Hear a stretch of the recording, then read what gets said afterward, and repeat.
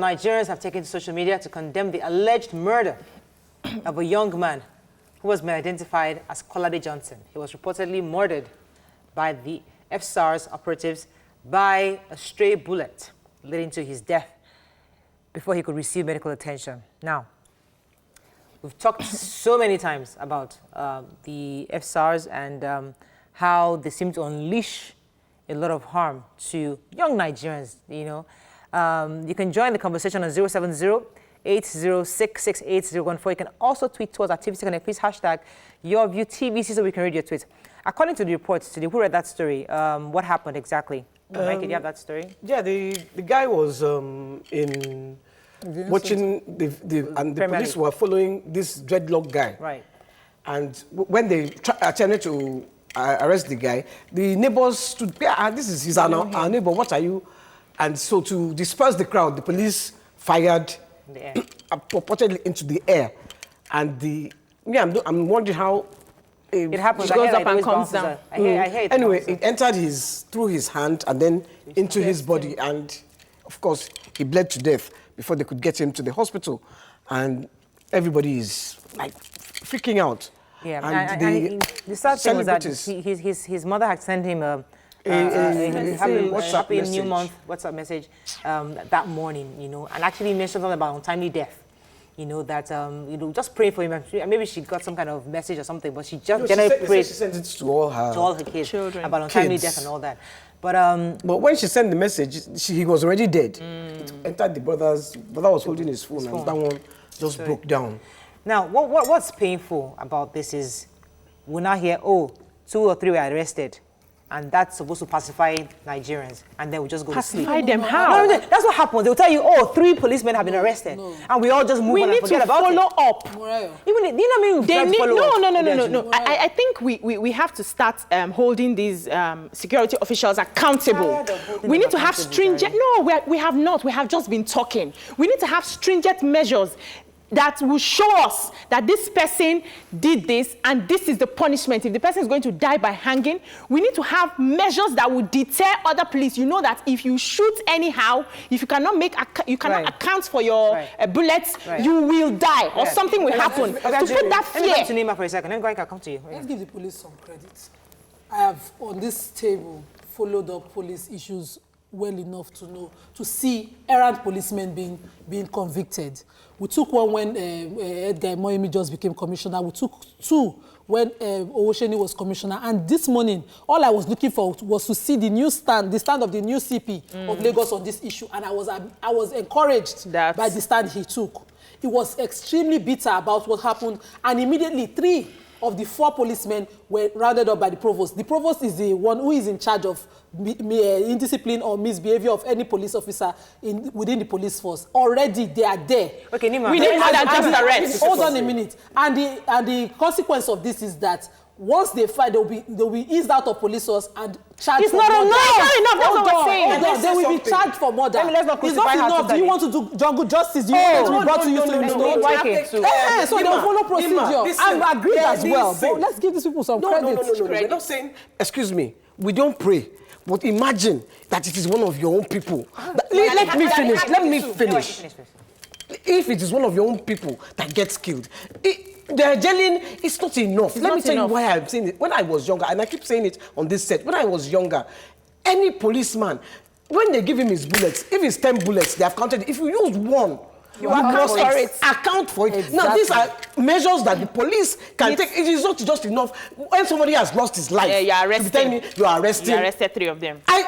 For me, excuse me, even if they arrest them, even if they jail them, even if they hang them, that guy has gone. 1. Exactly. 2, it will not deter other policemen. Yes. Let's go to They the know issue of that it's deterrence. just One of arresting. the problems. Right, YK. So, you know That what? argument, YK won the argument of Nima, deterrence. hang in there.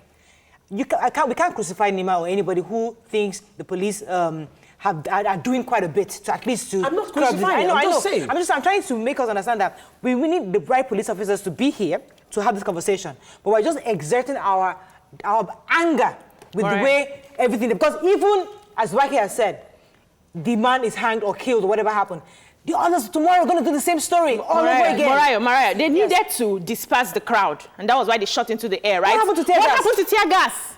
Why didn't they use other? Why didn't they use what's it called, their koboko and all of that? Why do they have to shoot? Excuse me. Because we have policemen who are happy to shoot. It's very easy for them. I was narrating to somebody that there was a time I was coming, we're driving, I and my husband, and police people used the gun to stop us in the middle of the road as if we were thieves. Stop. They didn't even give us a chance. My husband nearly entered the gutter. Why are you using it for unarmed citizens? Can I just say something? Because they will say, because some people will say Nigerians are unruly, so they need guns. It is not true. Let me tell you why it is not true. If you're driving from Lagos to Togo or Cotonou, the police there is whistle. When a policeman does pour like this, they didn't burn your father. To move. Not to talk of you yourself that you're inside the car. Everybody comports. The same thing in Nigeria. When FRCS, those SSC stop you, they will, no matter who you are, you will stop. Because you know they will catch you. And they don't have guns. And they don't have guns. Thanks for calling. Are you there? Yes, I am. Go ahead, please, Dolapo. Thank you very much for bringing up this topic. I'm a bit concerned. Sometime last week, I live in Ogudu, and I parked my car somewhere on Ogudu Road. I noticed that some policemen just went up to a gentleman that had dreads on and tattoo and tried to arrest in front of his house. So his neighbor came out to ask what the problem was. He said he had tattoos. And I'm wondering, what did having tattoo mean to a member of the cult? And I heard that this has been going on in Lagos. So it's what has been going on. This Kolade guy case is the extreme. They arrest young men with dreadlocks and tattoos and say they are in cult. I'm not sure of any law in this country that says that you can't have dreadlocks or tattoos. So we have to know. So it's not just one-off. It is something that is happening in Lagos, and I'm happy that it's coming on TV now. We need to talk about it and address it to the police. It just doesn't make any sense. Thank you very much. Thank you. God bless you. Because one of my brother's adopted sons has dreadlocks, and he suffers. Every day. Arrest him all the time.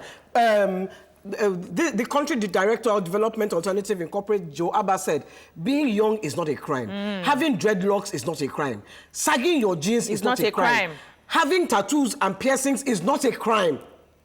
The big crime is the police harassing and killing the innocent youth, and they are paid to protect. They are paid to protect. Nobody is stopping them. NSAS. May I just make my points articulately, and hope I'm understood. Nobody anywhere is in support of what has happened. Of course, absolutely. There's no way. We're just trying to be reasonable and see what the police are doing. Because the way we started and said, no, it's not like they're not doing anything. We are aggrieved. This outcry has started over the weekend, and I was impressed to see that they were doing something. That is the beginning of what can be done. We can't just bring them out and shoot them on site without trial. What will happen is that, hold on a minute, it will go on, as according to process, it will follow procedures. Okay. Now, what we need to talk about is what YK, highlighted, which is the issue of how much punishment can they give to an erring police officer enough to deter another. Okay, we'll come. So we need to talk about deterrence. That's what we need to do. Issues. Let me take this call. I'll leave you there. Thanks for calling. Hello, good morning. Go ahead, Good morning. All right. You see, one thing about Nigerian police I have come to realize is the fact that they are happy to kill. They are happy to shoot at any point in time. It's easy. I will tell you categorically that I was on election duty, okay? And despite the fact that I had my card and my tag on showing that I was on election duty, I was standing close to a polling unit, and then a police officer walked up to me to ask me questions. I answered him, then he said, okay, you can't stand here this way. For crying out loud, I'm a journalist, I have a right to observe things. And he said to me, if you stand here, I have bullets here. Hey. That was what he said to me.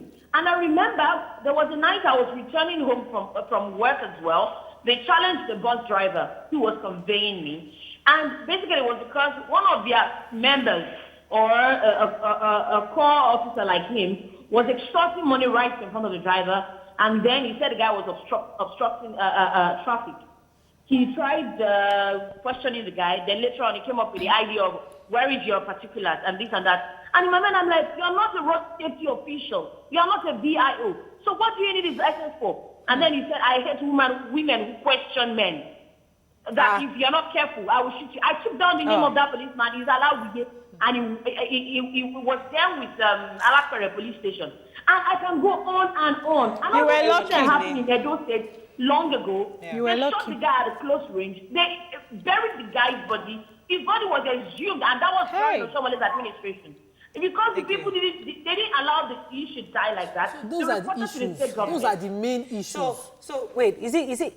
Yeah, Nima, let's go to the issue of deterrence, because how do we share our thoughts with the police on how to ensure this doesn't happen again? Because there's the issue of the fact that nothing happens. The hashtag people always did a lot on how much. It didn't do anything. They started again. They pretended. They started again. He did a lot on how Nigerians feel about what the police officers are and how they comport themselves. What we were asking for was a total shutdown of that. Which I thought they did. And Oshibajo did at the time. And a total reorientation of the Nigerian police officers on how to be civil with Nigerians. Because the way they go about, once they have the power of the gun, the way they comport themselves, they are totally unreasonable. Those were the issues that we wanted them to highlight. Okay. As whether the leadership is meeting up on a lot of, this is a murder case, and these people are going to be charged for murder. That for me is consoling. We will not hear this story again. There's another angle. I agree with the issue of deterrence. Another angle I'd like us to even also consider is the fact that the police are always looking for cultists.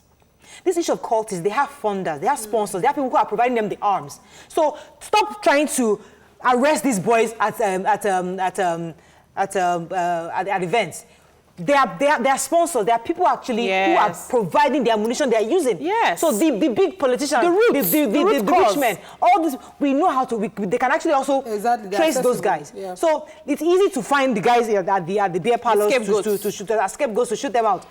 So excuse me, those wearing dreadlocks. I don't wear dreadlocks, but those wearing dreadlocks or having a tattoo, what I want to do with my body is my business. Right. Okay, is it a crime? Unfortunately, we can only lament about this for the next 2 hours. That's all we can do, lament. But we just hope.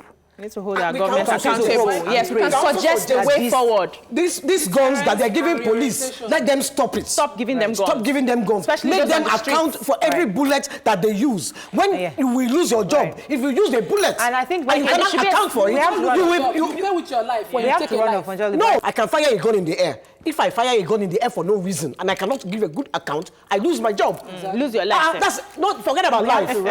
Like I hear that there's a protest coming up. We need to join this protest, and we need to really Nigerians need to join this protest. Me, I'm joining it. My brother is joining it. That this doesn't happen again.